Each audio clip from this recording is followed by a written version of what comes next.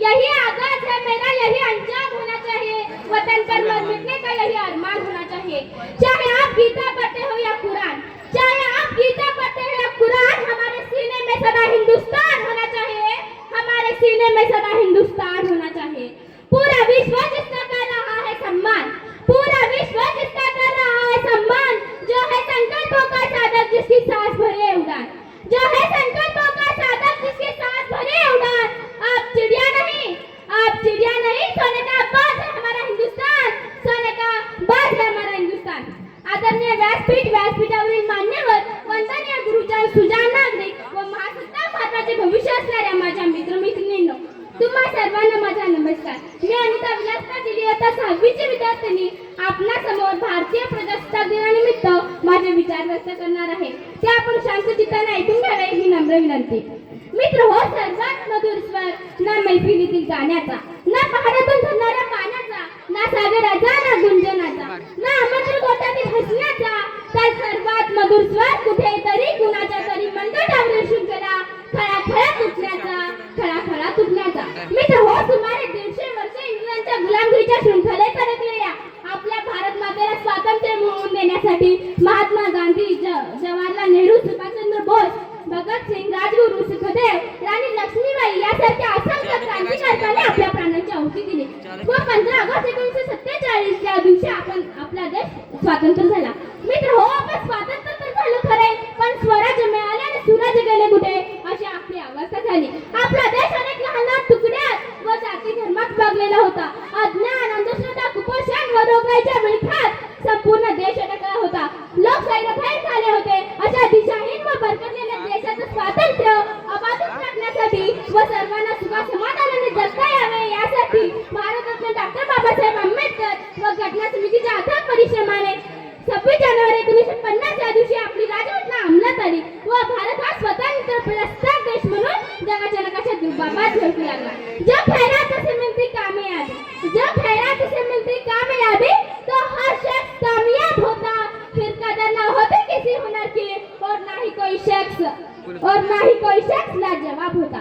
कोई चीख कर गया, कोई चिल्ला कर गया, कोई चीख कर गया, कोई चिल्ला कर गया, स्कूल के बाहर बैठ के पढ़ने वाला बच्चा भारत की तकदीर लिख कर गया, भारत की तकदीर लिख कर गया।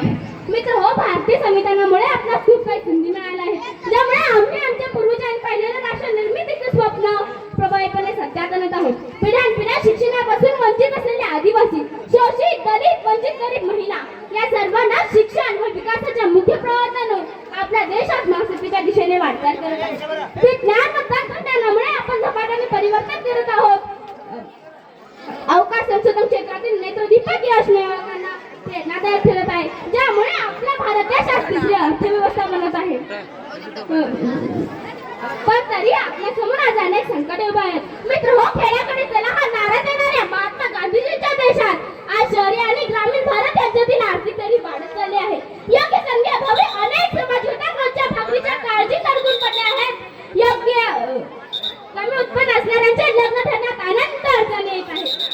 10-12 हजाराच्या नोकरीसाठी लाखो युवक युवतीची तोडे शहराकडे जात आहेत। शिक्षण, आरोग्य, पोषण हा एक वर्ग अगदी मागे आहे। सोन्याचा धूर निघत असलेली आपली भारत माता आज धुक्यात हरवलेली दिसत आहे, आज धुक्यात हरवलेली दिसत आहे। खड्डे पडलेले रस्ते, जळक्या शाळा, मोठमोठे परीक्षा घोटाळे, भ्रष्ट यंत्रणा, निधी मुळे हरवत चाललेला समाज ही विकसित भारताची प्रतिज्ञा आहे काय? याने आपण मासुता होणार आहे काय? तर नक्कीच नाही मित्रांनो, संपूर्ण जगाला तत्वज्ञान सांगण्याची ताकद व क्षमता भारतीय तरुणात आहे, कारण हे विश्वाचे माझे घर, ही संस्कृती जपणारा आपला भारत देश आहे।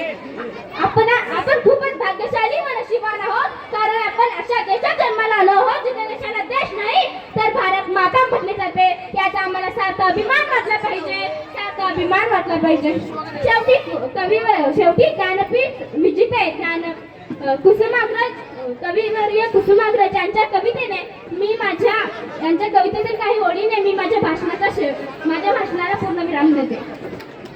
उमर गाठली 75 अभिवादन मज करू नका, उमर गाठली 75 अभिवादन मज करू नका, मी मिळवते हात जोडून वाट वाकडी धरू नका, वाट वाकडी धरू नका। वेतन खाऊन काम टाळणे हा देशाचा द्रोह असे,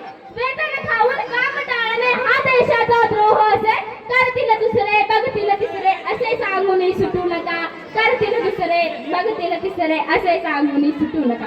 जनसेवेत सव असे कचेरी डाकूंची ती नसे गुहा.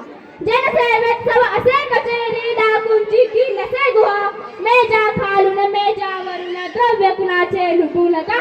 द्रव्य कुणाचे लुटू नका.